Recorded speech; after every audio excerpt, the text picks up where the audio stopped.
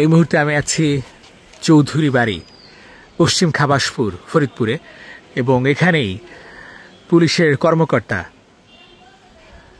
পলাশ সাহা বিয়ে করেছিলেন ভরত সাহা, তার মেয়ে, একমাত্র মেয়ে সুস্মিতা সাহাকে।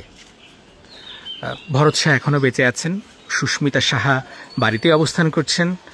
বাঁধন সুস্মিতা সাহার ভাই, তিনিও আছেন, এবং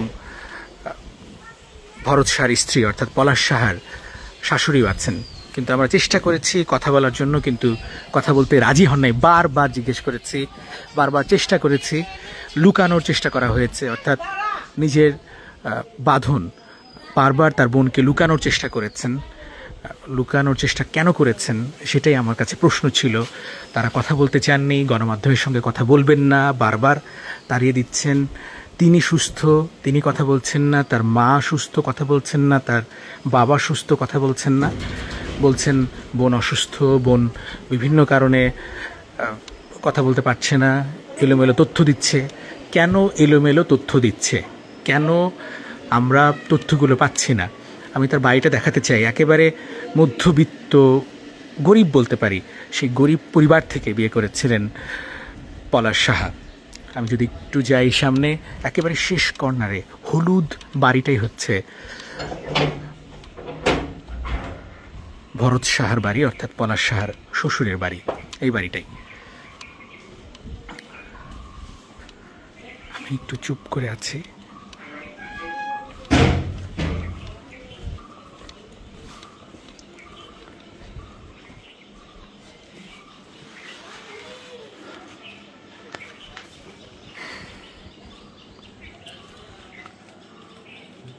এটা হচ্ছে ভরত সাহার বাড়ি, অর্থাৎ পলাশ সাহার শ্বশুর বাড়ি। এখানেই পলাশ সাহার স্ত্রী, পলাশ সাহার শ্বশুর, শাশুড়ি এবং একমাত্র শ্যালক অবস্থান করছেন। তারা কোনোভাবেই কথা বলবেন না। আমরা 1 ঘন্টা ধরে চেষ্টা করেছি। খালি বলছে আমার দাদা খুব ভালো ছিলেন, বোন জামাই খুব ভালো ছিলেন। শুধুমাত্র একটা ঘর, এই হচ্ছে পলাশ সাহার বাড়ি আসলে, এবং এখানেই তিনি বিয়ে করেছিলেন। আমরা প্রতিবেশীর কাছে শুনলাম, প্রতিবেশীর কাছে জানার চেষ্টা করেছি।